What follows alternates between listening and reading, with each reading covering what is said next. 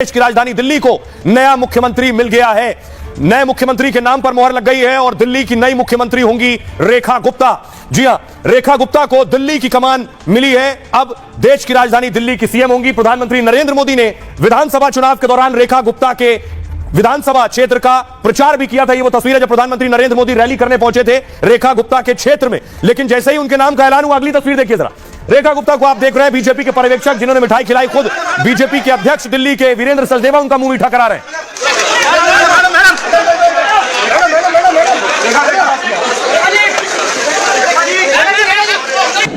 ये तस्वीर आप देख रहे हैं रेखा गुप्ता, जिन्हें आप पीली साड़ी में देख रहे हैं, उनको वीरेंद्र सचदेवा ने मुंह मीठा कराया। उनके साथ आप देख रहे हैं प्रवेश वर्मा, जो दिल्ली के सीएम की रेस में आगे चल रहे थे, लेकिन इस रेस में पिछड़ गए हैं, डिप्टी सीएम हो सकते हैं, खबर यह है। और पार्टी के नेता, वरिष्ठ नेता रेखा गुप्ता को बधाई दे रहे हैं, मुबारकबाद दे रहे हैं, और रेखा गुप्ता ने सबका मुंह मीठा कराया और उनको भी मिठाई खिलाई है पार्टी के बड़े नेताओं ने। अब अगली तस्वीर रेखा गुप्ता के घर लिए चलता हूं। दिल्ली की मुख्यमंत्री रेखा गुप्ता के घर की तस्वीर आप देख रहे हैं। वहां जश्न का माहौल है, मिठाइयां बांटी जा रही हैं, मिठाइयां खिलाई जा रही हैं।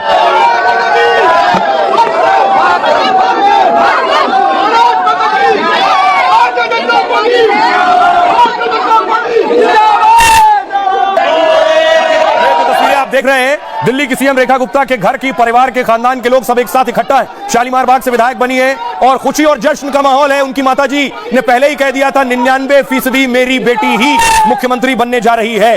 अगली तस्वीर देखिए जरा। बीजेपी ऑफिस में जश्न शुरू हो गया था रेखा गुप्ता के नाम के ऐलान के साथ ही। देखिए जश्न।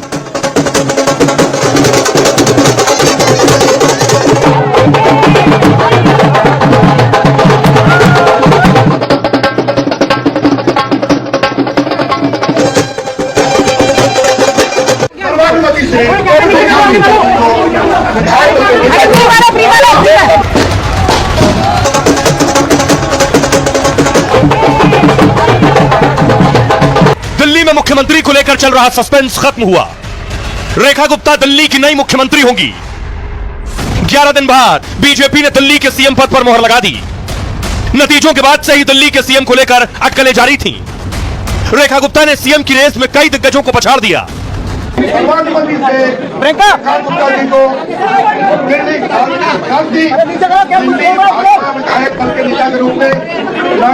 रेखा गुप्ता को बहुत बहुत बधाई।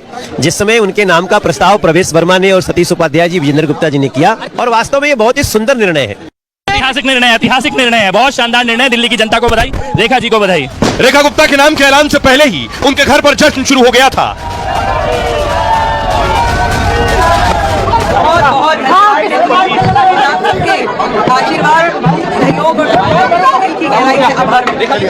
सुषमा स्वराज, शीला दीक्षित और आतिशी के बाद रेखा गुप्ता दिल्ली की चौथी महिला मुख्यमंत्री होंगी। अब देखिए जरा, सस्पेंस बना हुआ था, कौन बनेगा सीएम, कौन बनेगा सीएम, और यह सस्पेंस आखिर तक बरकरार रहा। ये देखिए दिल्ली बीजेपी ऑफिस जब नेता पहुंचने शुरू हुए उस वक्त की तस्वीरें मैं आपको दिखा रहा हूं। रेखा गुप्ता, जिस वक्त उन्हें खुद नहीं पता था वो सीएम होंगी, तब पहुंची है। प्रवेश वर्मा पहुंचे, पता नहीं था चेहरे से कि कौन होगा सीएम। बांसुरी स्वराज पहुंची थी बीजेपी ऑफिस। सारे बड़े नेता जो बीजेपी ऑफिस पहुंचे उनकी तस्वीरें आप देख रहे हैं। किसी को नहीं पता था, कैलाश गहलोत, ये सारे नेता, सतीश उपाध्याय को आप देख रहे हैं, पसोपेश था कि कौन मुख्यमंत्री होगा। रेस में बहुत से नाम चल रहे थे। इसके अलावा देखिए जरा, ये आप देख रहे हैं मीटिंग के बाद, विधायक दल की बैठक के बाद ये तस्वीर सामने आई।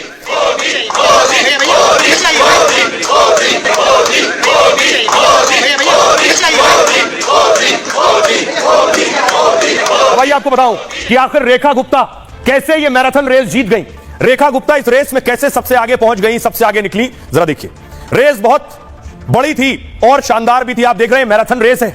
इस मैराथन रेस में देखिए प्रवेश वर्मा जरा पीछे रह गए और रेस की फिनिश लाइन तक पहुंची है रेखा गुप्ता। दिल्ली में जीत के 11 दिन बाद सीएम के नाम का ऐलान हो गया। सीएम की रेस में दिल्ली के कई बड़े बड़े चेहरे थे। बीजेपी विधायकों की बैठक में रेखा गुप्ता के नाम पर मोहर लगी है। नतीजों के बाद ही रेखा गुप्ता का नाम रेस में आगे था। किसी महिला को मुख्यमंत्री बनाए जाने की अटकलें थीं। आज बीजेपी संसदीय बोर्ड की बैठक हुई। इसके बाद विधायक दलों की बैठक हुई शाम को 7 बजे।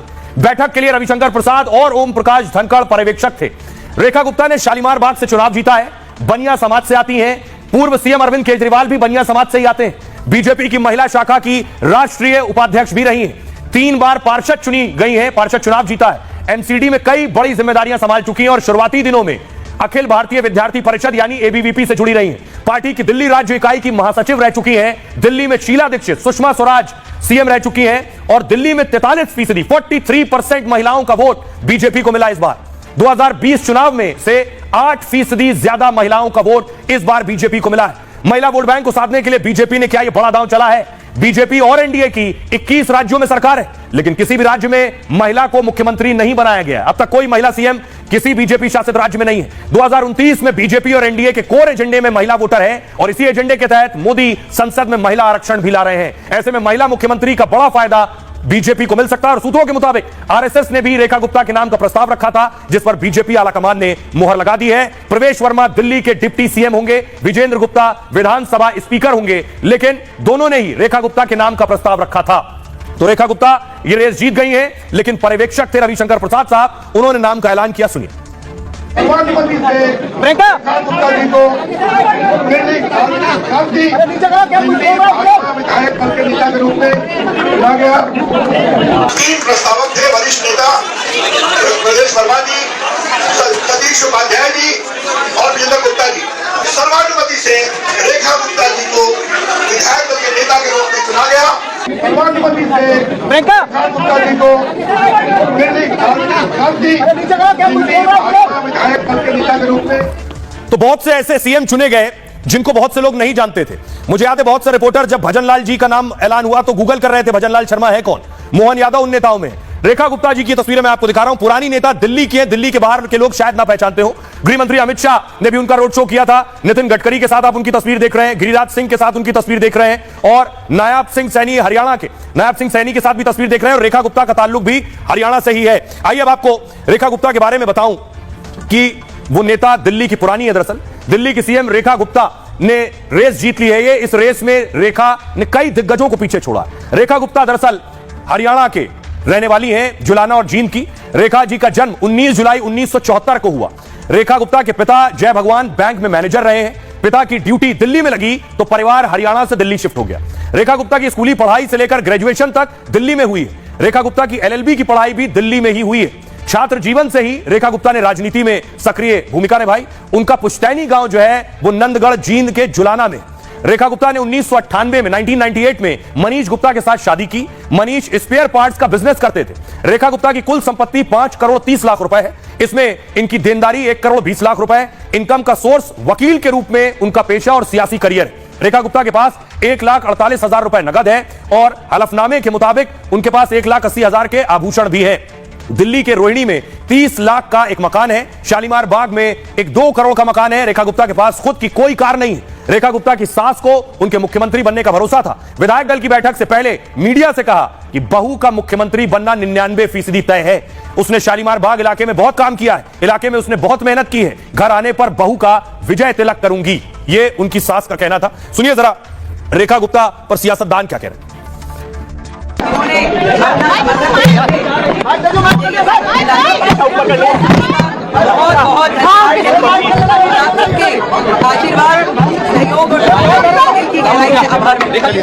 मैं रेखा गुप्ता जी को बहुत बहुत बधाई देना चाहूंगी और मैं उम्मीद करती हूं कि जो जो वादे भारतीय जनता पार्टी ने दिल्ली के लोगों को किए हैं उन वादों को वो जरूर पूरा करेंगी।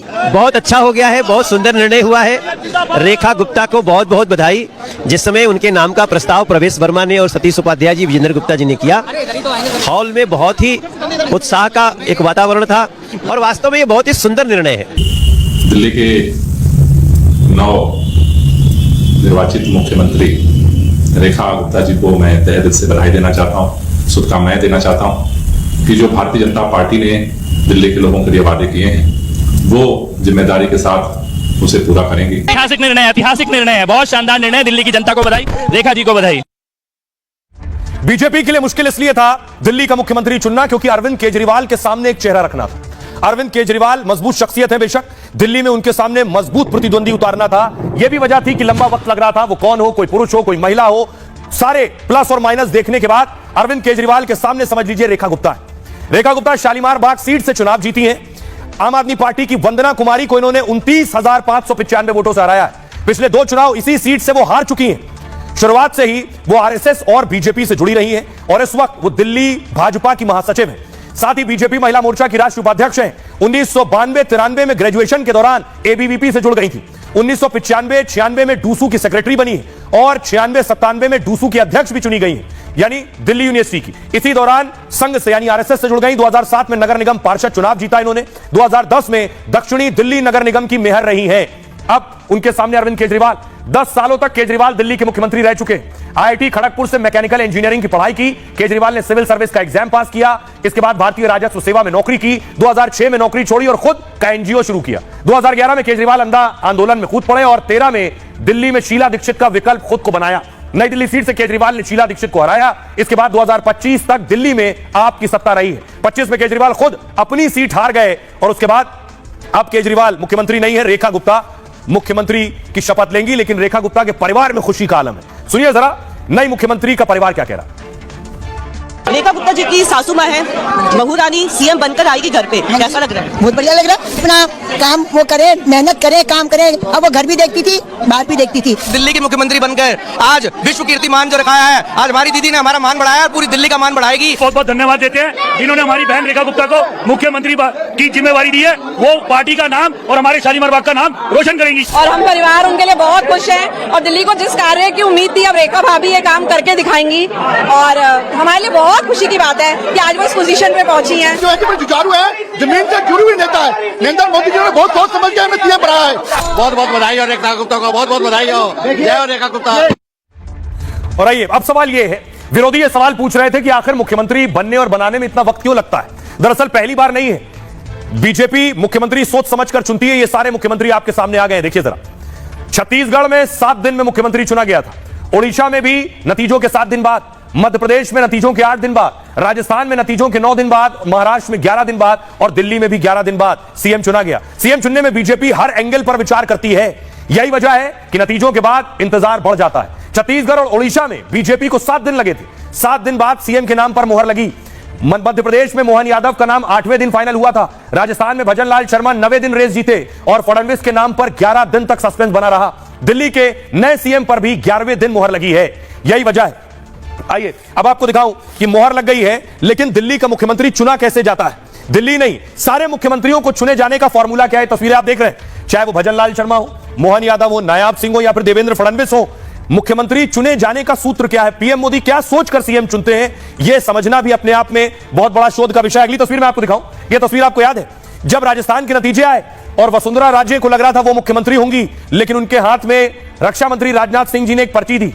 वसुंधरा राजे ने पर्ची खोली, नाम पढ़ा तो उनके चेहरे के हाव भाव से पता चल रहा है ये क्या हो गया। उन्हें खुद नहीं पता था कि वो सीएम नहीं होंगी। अटकलें और कयास बहुत थे, तो आखिरी तक किसी को नहीं पता होता है कि मुख्यमंत्री होगा कौन। कयास और अटकलों का बाजार गर्म रहता है। अगली तस्वीर देखिए, हरियाणा याद करिए, प्रधानमंत्री नरेंद्र मोदी खुद हरियाणा के सीएम मनोहर लाल खट्टर साहब के साथ मंच पर थे, प्रोग्राम कर रहे थे, कार्यक्रम, और बता भी रहे थे। सुनिए, का जमाना था तब भी साथ काम करते थे और मनोहर लाल जी के पास एक मोटरसाइकिल रहती थी, तो वो मोटरसाइकिल चलाते थे, मैं पीछे बैठता था, रोहतक से निकलता था और गुरुग्राम आकर के रुकता था। ये हमारा लगातार हरियाणा का भ्रमण मोटरसाइकिल पे हुआ करता था। और तो सोचिए, प्रधानमंत्री नरेंद्र मोदी याद कर रहे थे वो वाकया कि मनोहर लाल खट्टर साहब के साथ वो स्कूटर पर जाते थे और खट्टर साहब को खुद नहीं पता था ये सीएम के तौर पर उनका आखिरी दिन है और मुख्यमंत्री बदल गए। तो फॉर्मूला क्या है, कैसे चुनते हैं पीएम मोदी सीएम, ये मैं आपको आज बताने जा रहा हूं। बीजेपी ने देश में अधिकतर चुनाव मोदी के चेहरे पर ही लड़े। अधिकतर राज्यों में वो मुख्यमंत्री चेहरा पहले घोषित नहीं करते। चुनाव नतीजे आने के बाद सीएम चेहरे पर चर्चा होती है। सीएम के नाम को लेकर मोदी अक्सर लोगों को चौंका देते हैं। जो नाम रेस में होते हैं अक्सर उनके नाम पर मुहर नहीं लगती है। आपने देखा होगा जिस नाम पर सबसे ज्यादा चर्चा है वो सबसे पीछे हो जाता है रेस में। 2017 में योगी के नाम पर मुहर लगाकर मोदी ने सबको चौंकाया। इसके बाद तो कई राज्यों में मोदी ने प्रयोग किया अलग अलग। सीएम उम्मीदवार की उम्र का खास ध्यान रखा जाता है। जातीय समीकरण के संतुलन पर भी फोकस होता है और इसी वजह से कई जगहों पर 2-2 डिप्टी सीएम भी बनाए गए हैं। खबर है कि दिल्ली में भी प्रवेश वर्मा डिप्टी सीएम होंगे। जायंट किलर है, केजरीवाल को हराया। मोदी ने खुद संघ और संगठन में दरअसल लंबे वक्त तक काम किया है। पीएम मोदी इसलिए संगठन को सबसे ज्यादा तरजीह देते हैं। जितने नेता आप देख रहे हैं ये सब संगठन के हैं। ऐसे उम्मीदवार की संगठन में भूमिका को देखा जाता है कि उसने क्या किया है संगठन में, जिसने संगठन में लंबे वक्त तक काम किया हो, आरएसएस से जुड़ा रहा हो तो उसका भी फायदा मिलता है। सबको साथ लेकर चलने की काबिलियत किसमें है, सीएम के नाम पर मुहर लगाने से पहले यह सब कुछ देखा जाता है। पार्टी ने चुनाव में जो घोषणा पत्र तैयार किए हैं उसे पूरा करने की काबिलियत किसमें है। इन सारी कसौटी पर खरा उतरने वाला ही मौका पाता है। यह है एक सूत्र फॉर्मूला प्रधानमंत्री नरेंद्र मोदी का। सुनिए जरा सियासतदान क्या कह रहे हैं। बधाई तो बहुत ही दे रहा हूं। मैं राष्ट्रीय महिला मोर्चा का प्रभारी भी हूं। बहुत खुश हूं कि हमारे महिला मोर्चा की एक सीनियर पदाधिकारी को आज सर्वसहमति से विधायक दल ने चुना। देखिए बहुत शुभकामनाएं उनको, बधाई है। सर्वसम्मति से विधायक दल ने उनका नाम पारित किया। वे यहाँ पर दिल्ली विश्वविद्यालय छात्र संघ के समय से दिल्ली की गलियों में संघर्ष करती रही है। आज 48 में से एक, वो महिला हो या पुरुष, 48 कमल खिले हैं जगह जगह पर, उसमें से एक कमल इस लड़ाई को आगे लेकर चल रहा है। सभी क्वालिटी को ध्यान में रखा गया, उनका संगठन का अनुभव, उनका सत्ता का अनुभव, लेकिन जब वो एक महिला है तो एक महिला होने के नाते मुझे और भी खुशी है। मैं प्रधानमंत्री जी का धन्यवाद देना चाहूँ। प्रधानमंत्री जी हमेशा महिलाओं को अलग से रेट करते हैं, तो मैं बहुत धन्यवाद कर रहा हूँ। उनको बहुत बहुत शुभकामनाएं और सभी दिल्ली वासियों को बहुत बहुत शुभकामनाएं। और मुझे पूरा यकीन है कि ऑनरेबल पीएम की गाइडेंस और लीडरशिप में Rekha ji as CM of Delhi बहुत बढ़िया काम करके दिखाएंगे। बीजेपी 27 साल बाद सरकार बनाने जा रही है और आप जानकर ताज्जुब करेंगे कि बीजेपी की जो आखिरी मुख्यमंत्री थी वो भी महिला थी और 27 साल बाद जो मुख्यमंत्री बनने जा रही हैं वो भी महिलाएं। फुल स्क्रीन लीजिए जरा। सुषमा स्वराज जी के साथ आप रेखा गुप्ता की तस्वीर देख रहे हैं, उस वक्त की जब दोनों सियासत में थी।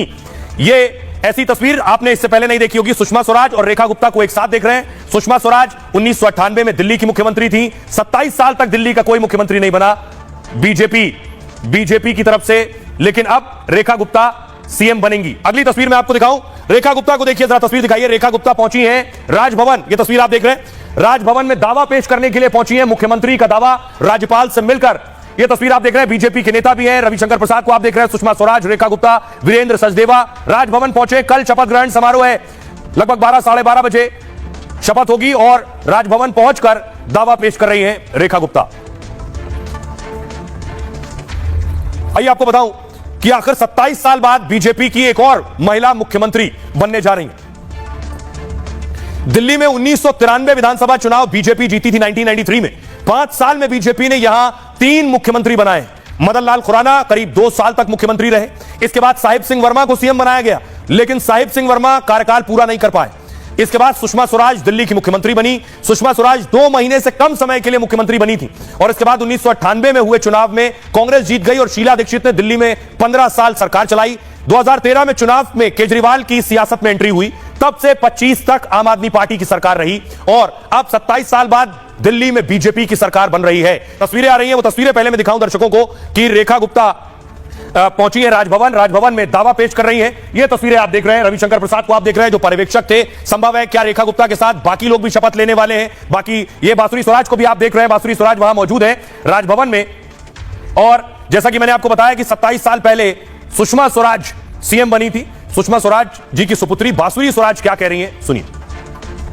रेखा गुप्ता जी को विधायक दल का नेता चुने जाने पर बहुत बधाई। मैं जानती हूं कि आदरणीय प्रधानमंत्री श्री नरेंद्र मोदी जी के कुशल नेतृत्व में वो दिल्ली में विकास के एक नए अध्याय को रेखांकित करेंगी। माँ भी महिला थी, मुख्यमंत्री थी और आज रेखा गुप्ता बनने जा रही है। आप देख लीजिएगा, ना केवल वो महिला सशक्तिकरण का मानवीय उदाहरण बनेगी, बल्कि महिलाओं के नेतृत्व में सशक्तिकरण का उदाहरण भी आपको चरितार्थ कर। राजभवन लिए चलता हूं, राजभवन में बांसुरी स्वराज, ये तस्वीर आप देख रहे हैं। बांसुरी को अभी आप सुन रहे थे, बीजेपी ऑफिस से बांसुरी पहुंची है राजभवन और इंतजार हो रहा है राज्यपाल को, एलजी को, दरअसल उपराज्यपाल को दावा करेगी रेखा गुप्ता। देख रहे हैं आप, बीजेपी के नेता बैठे हैं, बीजेपी अध्यक्ष को आप देख रहे हैं, दिल्ली बीजेपी अध्यक्ष वीरेंद्र सचदेवा, विजेंद्र गुप्ता, सारे वरिष्ठ नेता पहुंचे हैं दावा पेश करने के लिए। शपथ का दिन तारीख मुकर्रर है, कल शपथ होनी है और शपथ के इनविटेशन लेटर छप गए हैं, यानी न्योता जो दिया जाना है वो मैं आपको दिखाने जा रहा हूं। कैसा है इनविटेशन लेटर, ये आप देख रहे हैं। ये है दिल्ली मुख्यमंत्री का शपथ का इनविटेशन। मुख्य सचिव दिल्ली राष्ट्रीय राजधानी क्षेत्र, मुख्यमंत्री और मंत्रिपरिषद के शपथ समारोह रामलीला मैदान दिल्ली में सादर आमंत्रित, ये शपथ का इनविटेशन है। अगली तस्वीर मैं आपको दिखाऊं, शपथ यहां होने वाली है। रामलीला मैदान की तस्वीर मैं आपको दिखा रहा हूं, पूरी तरह से तैयार हो गया रामलीला मैदान। 3 से 4 दिन से लगभग काम चल रहा था। आप देख रहे हैं बीजेपी के झंडों से पटा हुआ है। दिल्ली में बीजेपी सरकार, मंच तैयार हो गया है, 3 अलग अलग मंच बन रहे हैं, कुर्सियां लग गई हैं, सोफे लग गए हैं जहां अतिथि आएंगे। तरुण चुग को आप देख रहे हैं जो पहुंचे हैं रामलीला मैदान और उन्होंने जायजा लिया है। अब सवाल यह है, कल शपथ है, लेकिन क्या शपथ में वो विरोधी भी पहुंचेंगे जिसमें अरविंद केजरीवाल और आतिशी का नाम लिया जा रहा है, क्योंकि इन्हें भी न्योता भेजा गया है दिल्ली के मुख्यमंत्री की शपथ के लिए। तो देखिए जरा शपथ कार्यक्रम क्या है, कौन कौन आने वाला है। रामलीला मैदान में दिल्ली के मुख्यमंत्री की शपथ होनी है। अब तो देखिए 2 दिन से यह पोडियम खाली था, आज चेहरा भी मिल गया, तो चेहरा भी आ गया है। दोपहर 12:35 पर नई सीएम शपथ लेंगी और मुख्यमंत्री के साथ 6 मंत्री भी शपथ ले सकते हैं। कार्यक्रम में 30,000 मेहमानों को न्योता भेजा गया है। शपथ ग्रहण समारोह में 20 राज्यों के मुख्यमंत्री पहुंचेंगे। सभी केंद्रीय मंत्रियों, एनडीए नेताओं को बुलाया गया है। इसमें शपथ ग्रहण से पहले गीत संगीत का रंगारंग कार्यक्रम भी होगा। रामलीला मैदान में कैलाश खेर की प्रस्तुति होगी। देखिए एक्टर, कार्यक्रम में बॉलीवुड के 50 से ज्यादा सितारे मौजूद रहेंगे। इसमें विवेक ओबरॉय और अक्षय कुमार भी आएंगे, यह भी दावा किया जा रहा है। बाबा बागेश्वर और स्वामी रामदेव भी होंगे। समारोह में साधु संतों को भी आमंत्रित किया गया है। कई देशों के राजनयिकों को भी न्योता भेजा गया है। मुकेश अंबानी और गौतम अडानी, जाने माने उद्योगपति, भी कार्यक्रम में शिरकत करेंगे। शपथ ग्रहण समारोह में मुकेश अंबानी, गौतम अडानी सहित 1 दर्जन उद्योगपति मौजूद रहने वाले हैं। लाडली बहनों को भी शपथ ग्रहण का निमंत्रण भेजा गया है। झुग्गी झोपड़ी के लोगों को भी न्योता दिया गया है, जो केजरीवाल की ताकत कहे जाते थे। सुनिए जरा सियासतदान क्या कह रहे हैं। जो नौजवान पीढ़ी, उनका भी उन्हें पता है, और जो पुराना है, क्योंकि 50 साल की ऐसी उम्र होती है जिसमें दोनों का समझ आ जाती है। जिम्मेवारी तो बहुत आज खुशी की बात है, लेकिन उनके ऊपर, कंधों के ऊपर एक जिम्मेवारी भी बहुत बड़ी आज डली है। विश्वास है बाकी जितने भी हमारे मंत्री हैं वो भी शपथ लेंगे। निश्चित रूप से सभी लोग रेखा गुप्ता जी के साथ मिलकर दिल्ली को नई ऊंचाइयों पर ले जाएंगे। एनडीए के मुख्यमंत्री हैं, सभी मुख्यमंत्री दिल्ली में आना चाहते हैं, आएंगे भी, उनको हमने निमंत्रण भी दिया है। और कैबिनेट के लोग भी रहेंगे, एमपीस भी रहेंगे, बाहर के एमपीस भी रहेंगे। बहुत बड़ी संख्या में पूरे देश के राजनीतिक दल के लोग जो एनडीए के साथ उनका समझौता है वो रहेंगे। और एक तस्वीर और आ रही है, इस वक्त आपको दिखाऊं। रेखा गुप्ता जो मौजूद है राजभवन में, उनकी तस्वीर आप देख रहे हैं। राजभवन पहुंची हुई हैं और बहुत कुछ उनके दिमाग में चल रहा होगा। उनको बहुत बड़ी जिम्मेदारी मिली है, बीजेपी को रिवाइव करना है दिल्ली में। साथ ही साथ केजरीवाल उनके प्रतिद्वंदी होंगे। बहुत से मुद्दों पर केजरीवाल से आमना सामना होगा। यह बात अलग है, केजरीवाल अब सदन में नहीं होंगे क्योंकि चुनाव हार गए हैं, लेकिन लड़ाई सदन से सड़क तक लड़नी पड़ सकती है, क्योंकि केजरीवाल आंदोलन से निकले और हर चीज के लिए आंदोलन करने पर सड़क पर आ जाएंगे। इसलिए रेखा गुप्ता के सामने बड़ी चुनौती होने वाली है। अब आपको बताऊं कि 100 दिन का एक्शन प्लान भी तैयार है कि रेखा गुप्ता कल शपथ लेंगी, उसके बाद अगले 100 दिन तक क्या कार्यक्रम दिल्ली की मुख्यमंत्री का होगा। शपथ के साथ दिल्ली सरकार फुल एक्शन में होगी। आपको बताऊं 5 बड़े कामों पर नए सीएम का फोकस रहेगा। लिस्ट में पहला बड़ा काम है सीएजी की रिपोर्ट, जो केजरीवाल एंड टीम के लिए मुश्किल बढ़ाएगी। खुद पीएम मोदी ने इसको लेकर ऐलान किया था।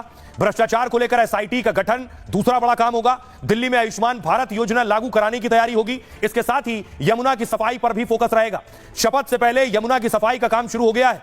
आपको बताऊं कि पानी की सप्लाई पर भी नई सरकार का फोकस रहने वाला है, क्योंकि गंदे पानी को लेकर बहुत बवाल हुए। बीजेपी ने अगले 100 दिन का यह प्लान तैयार किया है, लेकिन उसके सामने सबसे बड़ी दिक्कत पर्याप्त फंड की है, क्योंकि सरकार की आमदनी करीब 59,000 करोड़ होगी, जबकि दिल्ली का बजट 76,000 करोड़ से ज्यादा का होगा। केंद्र में बीजेपी सरकार है, इसलिए दिक्कत नहीं होगी। यह माना जा रहा है दिल्ली में मोहल्ला क्लिनिक पर ताला लगेगा और नाम बदलकर आयुष्मान आरोग्य मंदिर योजना शुरू की जाएगी। सरकार बनते ही इसको लेकर ऐलान होगा। 200 यूनिट बिजली और 20,000 लीटर फ्री पानी पर फोकस है। बुजुर्गों को 2,500 से 3,000 रुपए तक की पेंशन, गर्भवती महिलाओं को 21,000 की मदद और 3 साल में यमुना रिवर फ्रंट का निर्माण, जो केजरीवाल 10 साल में नहीं करा पाए। 3 वर्षों में कूड़े का पहाड़ कम करना और होली से पहले 500 रुपए में गैस सिलेंडर भी दिया जाएगा।